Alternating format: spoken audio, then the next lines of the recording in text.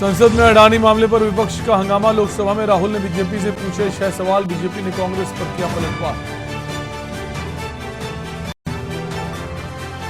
मुंबई के Chhatrapati Shivaji international airport पर हमले की धमकी के बाद अलर्ट। आईएम आतंकी की तलाश जारी।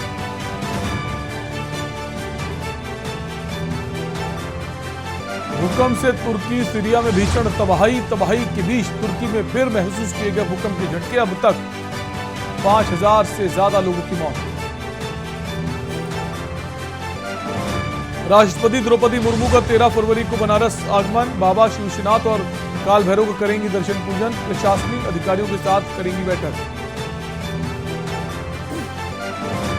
9 फरवरी को हिलेरी क्लिंटन का वाराणसी दौरा। क्रूज से निहारेंगी काशी की भव्यता। स्वयं सहायता समूहों की महिलाओं से मिलेंगी पूर्व अमेरिकी विदेश मंत्री। दिल्ली में मेयर चुनाव पर बीजेपी आप का प्रदर्शन। पार्टी दफ्तर के बाहर एक दूसरे के खिलाफ धरना दिया। 3 बार टल चुका है चुनाव।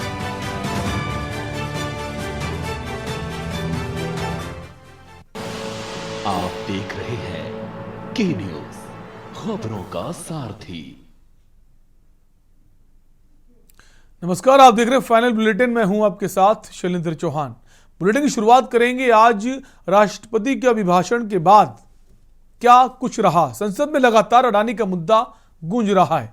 विपक्ष इस मुद्दे को लेकर मोदी सरकार पर अपने आक्रामक तेवर दिखा रहा है।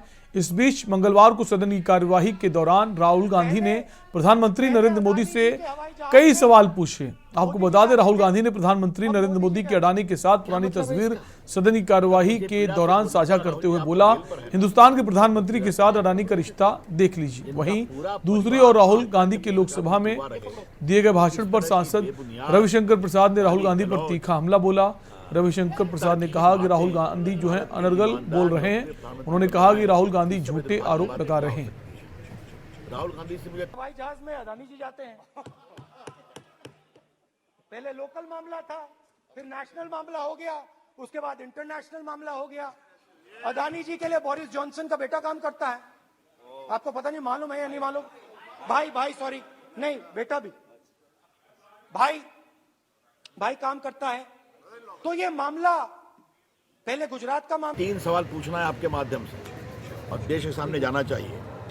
ये बताएं कि एयरपोर्ट का प्राइवेटाइजेशन हुआ तो उनकी सरकार में हुआ कि नहीं हुआ, किसको दिया गया?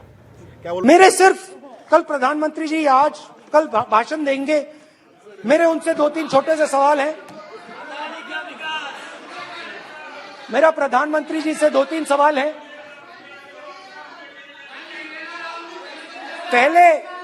पहले अडानी जी के हवाई जहाज में मोदी जी जाते थे, अब मोदी जी के हवाई जहाज में अडानी जी जाते हैं। पहले लोकल मामला था, फिर नेशनल मामला हो गया, उसके बाद इंटरनेशनल मामला हो गया। अडानी जी के लिए बोरिस जॉनसन का बेटा काम करता है। आपको पता नहीं मालूम है या नहीं मालूम? भाई सॉरी, नहीं बेटा भी भाई काम करता है। तो ये मामला पहले गुजरात का मामला था, फिर ये हिंदुस्तान का मामला हुआ, अब ये इंटरनेशनल मामला हो गया है। तो मेरा सवाल प्रधानमंत्री जी से, और सिंपल सवाल है, प्रधानमंत्री जी आपकी फॉरेन ट्रिप्स पे अडानी जी और आप कितनी बार एक साथ गए?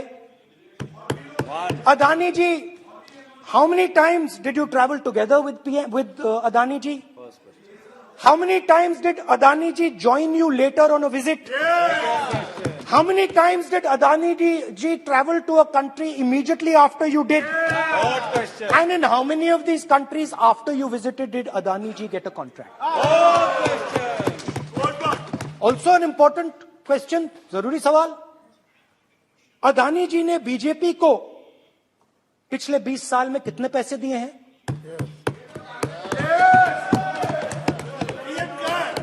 इलेक्टोरल बॉन्ड्स में कितना पैसा दिया है? क्या मतलब है इसका?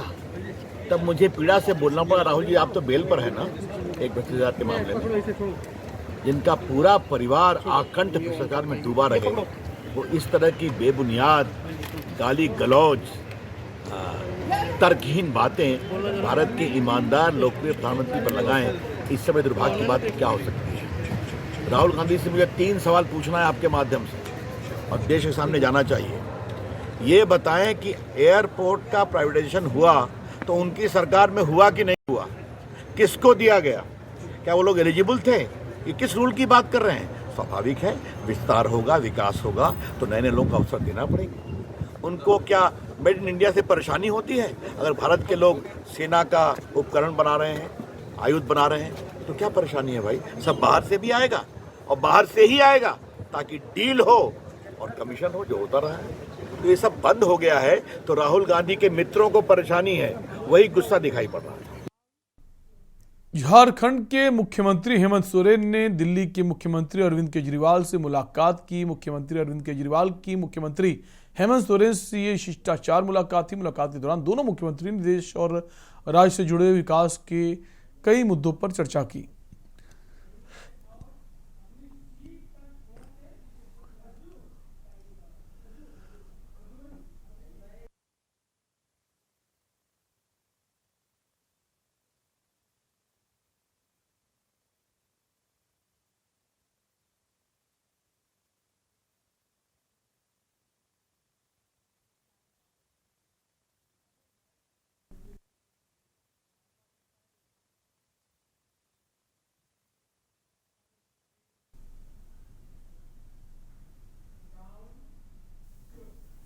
खबर पंचकुला से है, जहां हरियाणा के मुख्यमंत्री मनोहर लाल खट्टर ने डायल 112 के हेडक्वार्टर पहुंचे। वहां उन्होंने 112 सेवा की वर्किंग देखी और डायल 112 का रिव्यू भी किया। इस दौरान मुख्यमंत्री के साथ पुलिस महानिदेशक PK Agarwal, ADGP CID Alok Mittal, ADGP doctor AS Chawla समेत तमाम पुलिस अधिकारी मौजूद रहे।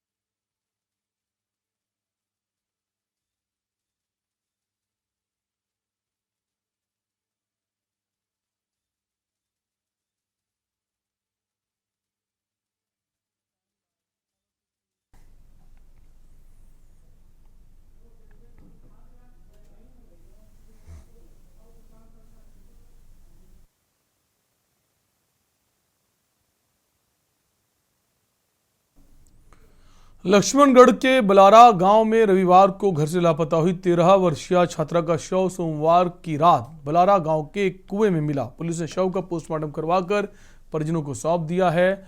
गांव के वार्ड संख्या 2 की रहने वाली छात्रा 5 फरवरी रविवार को दोपहर 2 बजे घर से बस स्टैंड के लिए रवाना हुई थी। लड़की के वापस घर नहीं लौटने पर रिश्ते में चाचा ने बलारा थाने में सूचना दी। पुलिस ने छात्रा की तलाश की लेकिन कोई सुराग नहीं लग पाया।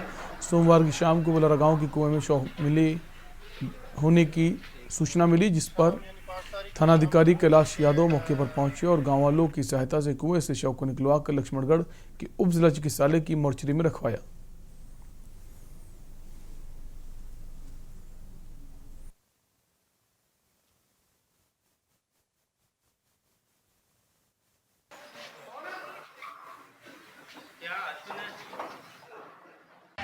ये परसों शाम यानी 5 तारीख की शाम को इनके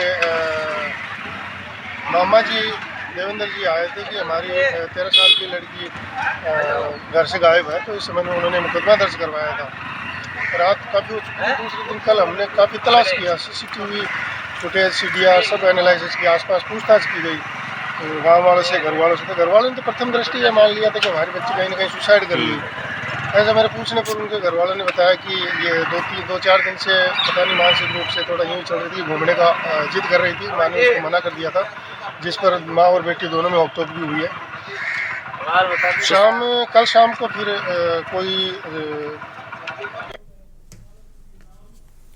पाकुड़ जिले के हिरणपुर थाना क्षेत्र में दर्दनाक सड़क हादसा होने से 2 लोगों की मौत हो गई। कोयला लदा हाइवड़ा जो है दुर्घटनाग्रस्त होने से 2 लोगों की मौत हुई है। मरने वालों में चालक और उपचालक है। घटना हिरणपुर थाना क्षेत्र के वन पोखरिया गांव के पास की बताई जा रही है।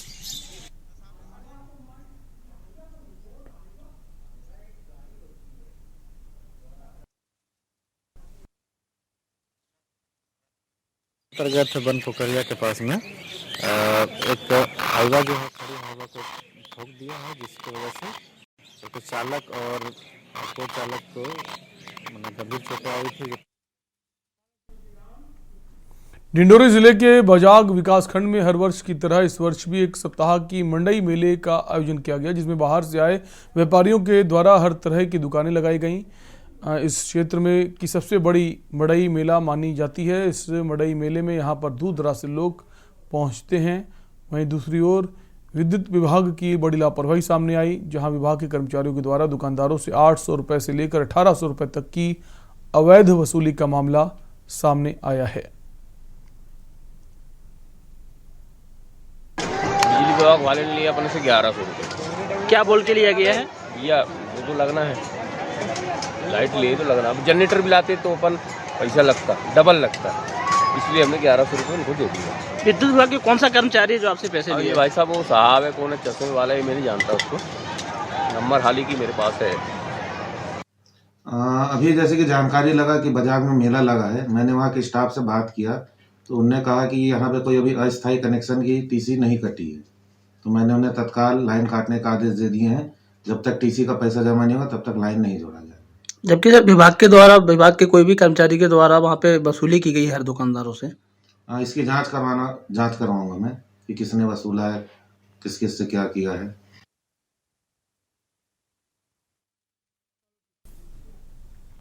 माढ़ोताल थाना अंतर्गत चुंगी नाका में दुकान लगाने वाले युवक को पुराने विवाद के चलते बदमाशों ने सरेराह गोली मार दी, जिसके चलते युवक गंभीर रूप से घायल हो गया, जिसे अस्पताल में इलाज के लिए भर्ती कराया गया। वहीं पुलिस ने मामला दर्ज करते हुए आरोपियों की गिरफ्तारी के प्रयास शुरू कर दिए हैं। वहीं इस घटना से क्षेत्र में दहशत का माहौल बना हुआ है।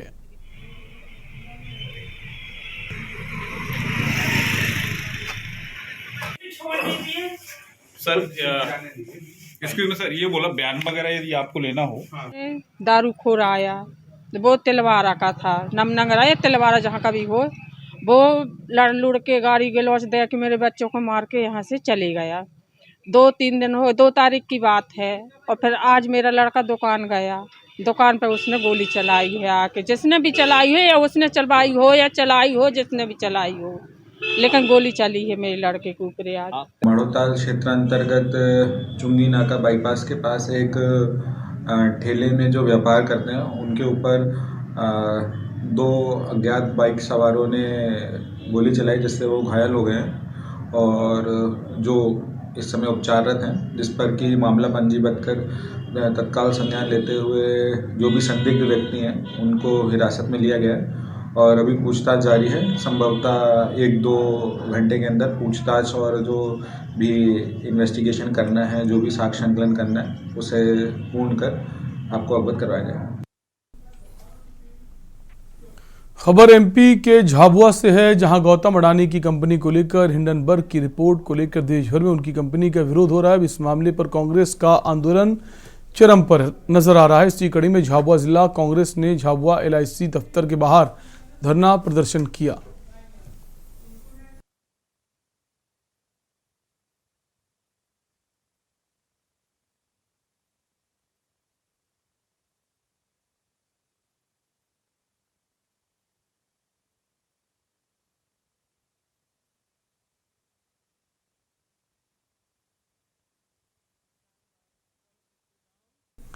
राजनांदगांव के LIC ऑफिस और स्टेट बैंक के सामने बैठकर कांग्रेस जनों ने केंद्र सरकार की गलत नीतियों के खिलाफ एक दिवसीय धरना प्रदर्शन किया। इस प्रदर्शन में केंद्र की नरेंद्र मोदी सरकार पर भ्रष्टाचार का आरोप लगाते हुए कहा गया कि अडानी के घोटालों पर प्रधानमंत्री नरेंद्र मोदी क्यों खामोश हैं। जितने भी हैं हमारे सब जो साथ में LIC में पॉलिसी लेते हैं बच्चों के भविष्य के लिए, अपने खुद के आगे ज़िंदगी के हमारे आने वाले जो दिन रहते हैं, हर इंसान हर परिवार अपने आने वाले बच्चों के लिए, लोगों के लिए, सब अपने परिवार के लोगों के लिए एक राशि सुरक्षित करता है। सम्मानित नागरिकों, आज का ये धरना उसी लिए है कि नरेंद्र मोदी जैसे प्रधानमंत्री ने भ्रष्टाचार का इतिहास बना दिया। आप देख रहे हैं कि लगातार हमारे राहुल गांधी जी आदरणीय बोलते आ रहे हैं कि देश बिक रहा है। कहाँ गलत कह रहे हैं राहुल गांधी जी? देख लीजिए, सामने में देश बिक रहा है। आजादी के बाद जो स्वतंत्र भारत हुआ, उसके बाद पंडित जवाहरलाल नेहरू सहित सभी हमारे वरिष्ठ जनों ने जो देश की संरचना के लिए गठित की, देश की औद्योगिक इकाइयां गठित की, आप देख लीजिए बड़े बड़े औद्योगिक इकाइयां जो है आज वो बेचते जा रहे हैं। चाहे ट्रेन हो, चाहे प्लेन, चाहे एयरपोर्ट हो, बड़े बड़े औद्योगिक इकाई बिक रही है। सभी एल्डरमैन, पार्षदगण, हमारे पिंटू भैया, अशोक फर्नांडिस जी और जितने भी पार्षद, नारायण भाई, ये सब, मनोज वगैरह, ये जितने भी हैं हमारे सब जो साथ में LIC में पॉलिसी लेते हैं बच्चों के भविष्य के लिए, अपने खुद के आगे ज़िंदगी के, हमारे आने वाले जो दिन रहते हैं, हर इंसान, हर परिवार अपने आने वाले बच्चों के लिए, लोगों के लिए, सब अपने परिवार के लोगों के लिए एक राशि सुरक्षित करता है। सम्मानित नागरिकों, आज का ये धरना उसी लिए है कि नरेंद्र मोदी जैसे प्रधानमंत्री ने भ्रष्टाचार का इतिहास बना दिया। आप देख रहे हैं कि लगातार हमारे राहुल गांधी जी आदरणीय बोलते आ रहे हैं कि देश बिक रहा है।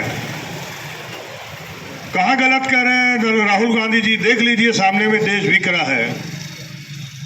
आजादी के बाद जो राजनांदगांव में आयोजित होने वाली महंत राजा सर्वेश्वर दास स्मृति अखिल भारतीय हॉकी प्रतियोगिता का आयोजन आगामी 8 फरवरी से 16 फरवरी तक शहर के अंतर्राष्ट्रीय हॉकी स्टेडियम में किया जा रहा है। इस प्रतियोगिता में देश की 22 ख्याति प्राप्त टीमें हिस्सा लेंगी। प्रतियोगिता की विजेता टीम को रजत कप व 2,51,000 रुपये नगद और उपविजेता टीम को रजत कप व 2 लाख रुपये नगद पुरस्कार दिया जाएगा। आयोजन को लेकर महापौर और कलेक्टर ने प्रेस कॉन्फ्रेंस कर जानकारी दी।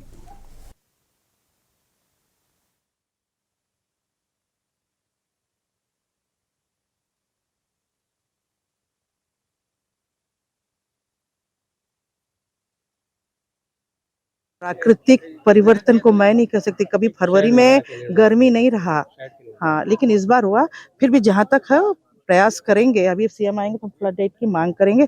सेट की बात है, सेट के लिए भी एक प्रस्ताव तैयार करके भेज देते हैं। जिस तरह होगा निर्णय उस निर्णय पे करें। अभी कहीं लगता है तो कुछ हिस्सों पे करेंगे, पंडाल वगैरह की व्यवस्था सेट वगैरह जैसा लगाएंगे। कि राजनांदगांव में वर्षों की परिपाटी है और यहाँ हॉकी मैच लगातार होते रहे हैं।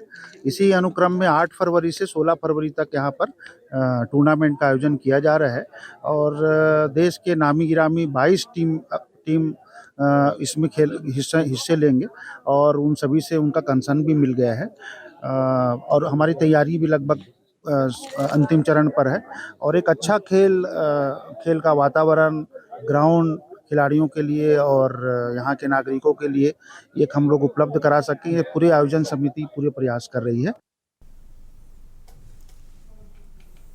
कोंडागांव जिला शिक्षा अधिकारी अशोक कुमार पटेल ने शिक्षा में सुधार लाने के लिए लगातार दौरे कर रहे हैं। वहीं इसी के अंतर्गत निरीक्षण के दौरान अपने कर्तव्य पर लापरवाही बरतने वाले शिक्षकों पर कार्रवाई की गई। साथ ही 5 शिक्षकों को निलंबित भी किया गया है।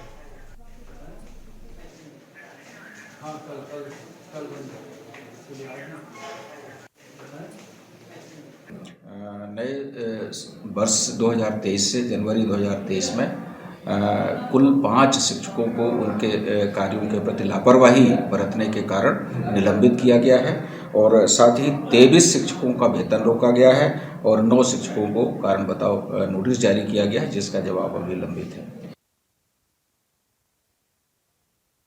कोंडागांव के जिला अस्पताल में सबसे बड़ा ट्यूमर ऑपरेशन से निकाला गया। अति संवेदनशील क्षेत्र मर्दापाल के गुधर गांव अंतर्गत गुमिया पाल की 20 वर्षीय लड़की का ऑपरेशन किया गया। 11 किलो से अधिक वजन का ये ट्यूमर, जिसके साथ लगभग 2 वर्ष से पेट में सूजन की शिकायत थी।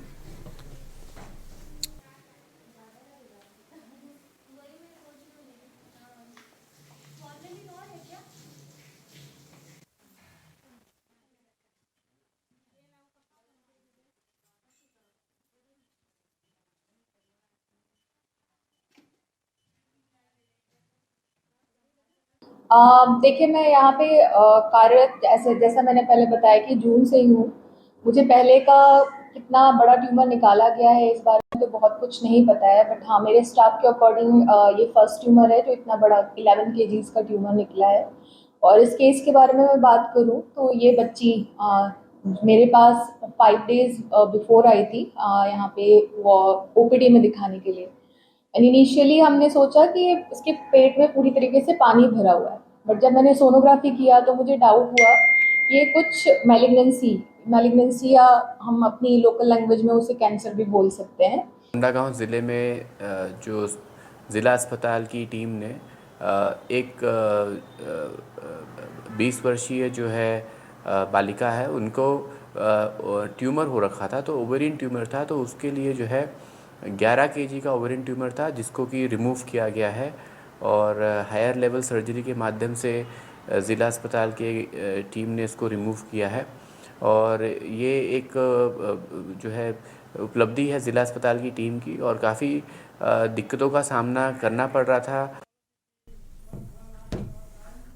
खबर रायबरेली से है। पुलिस अधीक्षक कार्यालय में एक ऐसा मामला सामने आया है जहां एक परिवार अपने बच्चों महिलाओं के साथ पूर्व भाजपा जिलाध्यक्ष पर अपनी जमीन कब्जा करने का आरोप लगा रहा है और न्याय की गुहार कर रहा है।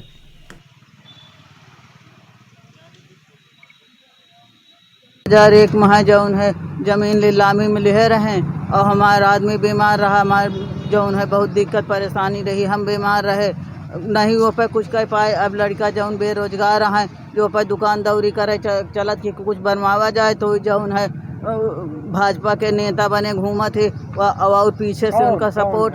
अरे जौन है अहिर दिलीप यादव जौन है कहा थी कि तौन या हमारा है, बहुत दिन से उस पर नज़र धरे हैं, कहा थी मैं घर के सामने है हमारा है, हम जौन है यही बारे कब्जा नहीं करे देते कि इनका सबका भगा दे तो हमारा कब्जा हो जाए।